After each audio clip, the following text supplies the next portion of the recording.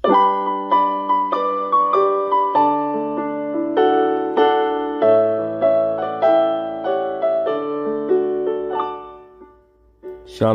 salam sejahtera bagi Bapak Ibu, saudara-saudara, anak-anak yang dikasihi oleh Tuhan Yesus Kristus. Jumpa kembali bersama saya Pendeta Eka dalam renungan firman Tuhan pada hari ini, hari Selasa 28 Maret 2023. Sukacita dan damai sejahtera dari Tuhan Yesus kiranya menyertai hidup kita sekalian. Puji nama Tuhan. Sampai pada pembacaan firman Tuhan hari ini, yakni kitab Daniel pasal 12. Kiranya firman Tuhan yang kita baca renungkan sungguh menjadi berkat buat hidup kita. Baik, sebelum kita akan merenungkan bagian firman Tuhan hari ini, kita berdoa bersama. Tuhan Bapa di surga, di dalam Yesus Kristus, kami datang padamu mengucapkan syukur, terima kasih buat kasih setia Tuhan, pemeliharaan, berkat yang sungguh nyata kami alami. Biarlah semua itu menjadikan pengenalan kami akan Tuhan terus bertambah-tambah, yang diwujud nyatakan dalam hidup ketaatan akan firman-Mu. Karena itu kami haus dan rindu akan kebenaran firman Tuhan. Mampukan kami untuk dapat memahaminya, serta Engkau menolong kami untuk kami dapat menggenapi firman Tuhan dalam hidup kami. Terima kasih Bapa, terpujilah nama-Mu. Demi nama Tuhan Yesus kami berdoa. Haleluya. Amin. Saya akan bacakan di dalam kitab Daniel pasal 12. Ayat 1-13, demikian firman Tuhan.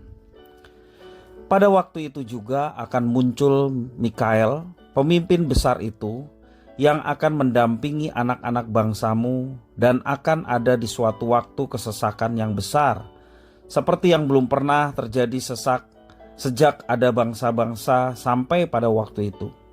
Tetapi pada waktu itu bangsamu akan terluput, yakni barang siapa yang didapati namanya tertulis dalam kitab itu. Dan banyak dari antara orang-orang yang telah tidur di dalam debu tanah akan bangun, sebagian untuk mendapat hidup yang kekal, sebagian untuk mengalami kehinaan dan kengerian yang kekal. Dan orang-orang bijaksana akan bercahaya seperti cahaya cakrawala, dan yang telah menuntun banyak orang kepada kebenaran seperti bintang-bintang tetap untuk selama-lamanya. Tetapi engkau, Daniel, sembunyikanlah segala firman itu dan meteraikanlah kitab itu sampai pada akhir zaman. Banyak orang akan menyelidikinya dan pengetahuan akan bertambah. Kemudian aku, Daniel, melihat, maka tampaklah berdiri dua orang lain, seorang di tepi sungai sebelah sini dan yang lain di tepi sungai yang sebelah sana. Dan yang seorang bertanya kepada yang berpakaian kain lenan yang ada di sebelah atas air sungai itu, bilakah hal-hal yang ajaib itu akan berakhir? Lalu ku dengar orang yang berpakaian kain lenan yang ada di sebelah atas air sungai itu bersumpah demi Dia yang hidup kekal, sambil mengangkat tangan kanan dan tangan kirinya ke langit. 1 masa dan 2 masa dan setengah masa, dan setelah berakhir kuasa perusak bangsa yang kudus itu, maka segala hal ini akan digenapi.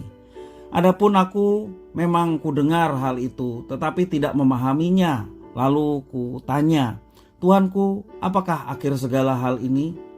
Tetapi ia menjawab, pergilah Daniel, sebab firman ini akan tinggal tersembunyi dan termeterai sampai akhir zaman. Banyak orang akan disucikan dan dimurnikan dan diuji, tetapi orang-orang fasik akan berlaku fasik. Tidak seorang pun dari orang fasik itu akan memahaminya, tetapi orang-orang bijaksana akan memahaminya. Sejak dihentikan korban sehari-hari dan ditegakkan dewa-dewa kekejian yang membinasakan itu, ada 1290 hari. Berbahagialah orang yang tetap menanti-nanti dan mencapai 1335 hari. Tetapi engkau pergilah sampai tiba akhir zaman, dan engkau akan beristirahat dan akan bangkit untuk mendapat bagianmu pada kesudahan zaman. Demikianlah firman Tuhan. Bapak Ibu, saudara-saudara yang dikasihi oleh Tuhan Yesus Kristus, di dalam alam pemikiran bangsa Israel atau orang Israel, mereka memiliki penghayatan bahwa Mikael adalah pemimpin dan pelindung sorgawi. Dan di masa Daniel, Mikael muncul mendampingi umat Tuhan Allah untuk menghadapi penderitaan yang tak terperikan. Bagi mereka yang berada dalam penderitaan masih ada pengharapan dari Tuhan. Tuhan berjanji kepada umatnya akan meluputkan mereka dari kesesakan besar pada akhir zaman. Semua janji Tuhan telah dilihat oleh Daniel. Ia melihat bagaimana orang banyak yang tidur dalam debu tanah akan bangun mendapatkan hidup yang kekal. Namun mereka yang sombong terhadap Tuhan Allah akan mengalami kehinaan dan kengerian kekal. Mereka yang masuk dalam umat Allah akan bangun dan mendapat hidup kekal, sedang mereka yang melawan Allah, sombong terhadap Allah, akan mengalami kehinaan dan kengerian kekal. Itulah yang dikatakan di dalam ayat yang kedua. Kalau kita perhatikan juga di dalam ayat yang ketiga, para orang bijaksana akan bercahaya seperti cakrawala. Mereka yang menuntun orang pada kebenaran akan bersinar seperti bintang-bintang sampai selama-lamanya. Luar biasa. Tuhan Allah meminta kepada Daniel untuk menyembunyikan segala rahasia firman yang telah didengar olehnya. Namun hal ini terkesan agak aneh ya, karena biasanya sebuah penglihatan atau sesuatu yang membuat orang menjadi takjub, itu orang akan mudah untuk menyaksikan apa yang dialaminya. Dia akan menceritakan kemana-mana karena suatu penglihatan dan sesuatu yang membuat orang takjub. Tapi ini diperintahkan untuk dirahasiakan ya.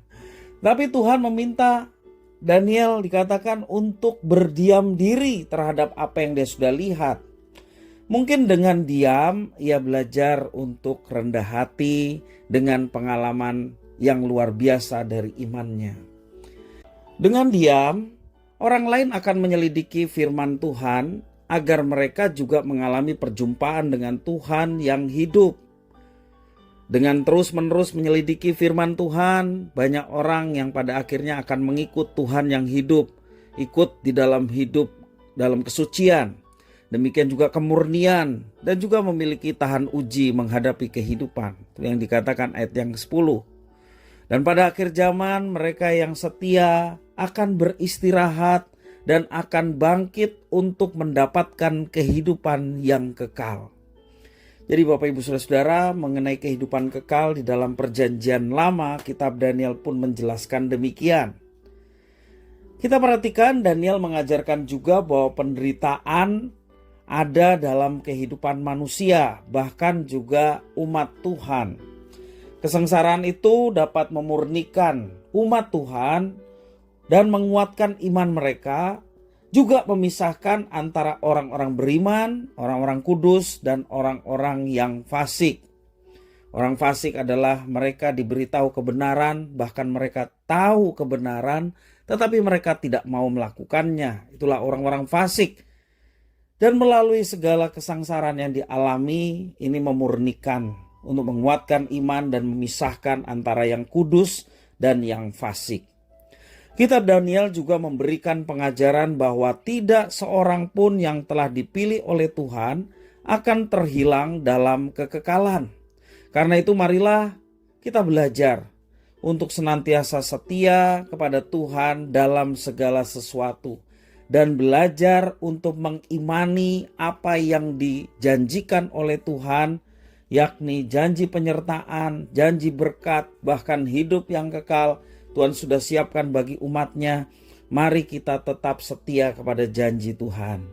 Dan barang siapa setia kepada janji Tuhan, berpegang mengimani janji Tuhan, dialah yang akan melihat penyataan janji Tuhan itu, yang akan melihat wujud nyata apa yang telah Tuhan janjikan itu.